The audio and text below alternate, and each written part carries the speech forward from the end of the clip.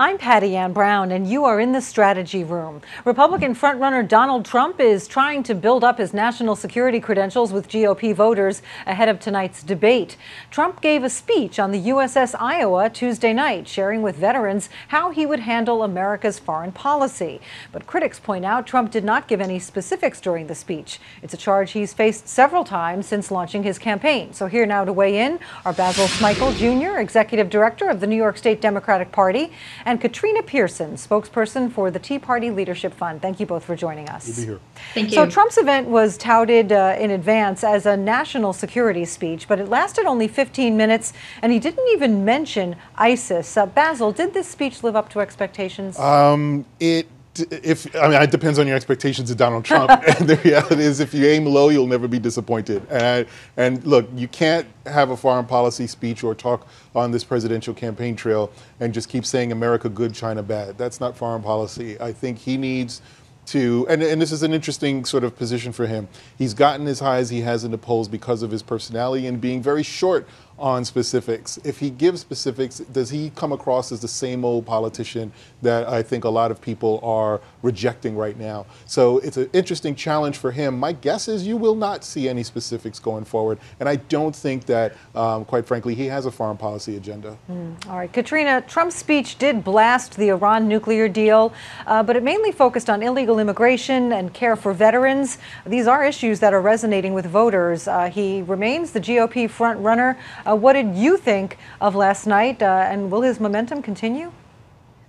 Well, Patty Ann, I thought it was interesting because it was billed as a national security speech. However, when he got up to the stage, he did mention that he was in town and he was asked to come over and say a few words. There was even no mention of him supposed to be giving some policy-based speech. It was basically to receive an endorsement from a national veterans organization. And he did talk about some of the issues, and he also mentioned in that speech that over the next couple of weeks, they were going to be pushing out a policy on a paper on policy, just like he did with immigration. When they were pressing him for details, they said, oh, he'll never give details. And when he did, that's when he shot up to the top of the polls. So I'm on my toes to see what policy he's about to push out next. All right, it is possible he has a policy. It is still in formation, and maybe we'll be seeing it soon. In the meantime, though, tonight, of course, is the Republican debate. Basil, how do you expect him to fare tonight? I think he's going to throw the sort of same lobs that he'd had in the first debate. I think he's going to challenge all of his colleagues on stage there to come out of their box and come out of their shell.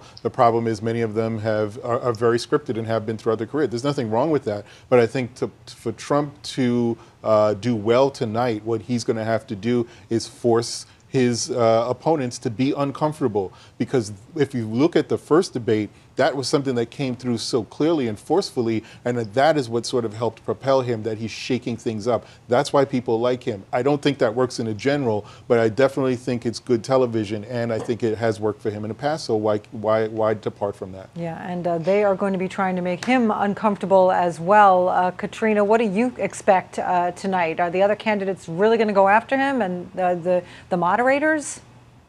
Well, I think they're actually going to have to if they want to gain any traction. But, you know, I have to disagree with my colleague because Trump is winning in the general election in the polls right now as we speak. So what he's doing is working and resonating with a lot of people. However, I think it's very hard to predict how Mr. Trump is going to act tonight and how he's going to come off, because Mr. Trump is just that unpredictable. So back to foreign policy. In an interview with radio host Hugh Hewitt, Trump appeared not to recognize the name of General Qasem Soleimani. He's the head of Iran's elite forces. He is a key figure, but, you know, he's not really a household name. Trump is saying, look, I'm going to surround myself with smart people. They're going to keep me informed. This is what he's done his whole career. He says it's a working strategy. Basil, is the press making too much of this flub and other foreign policy flubs? I don't know if it's too much. I mean, even George W. Bush had issues recalling the names of leaders around the world when he was debating during his first race. So I think I think the press it's appropriate to call that out. I do think voters look past that.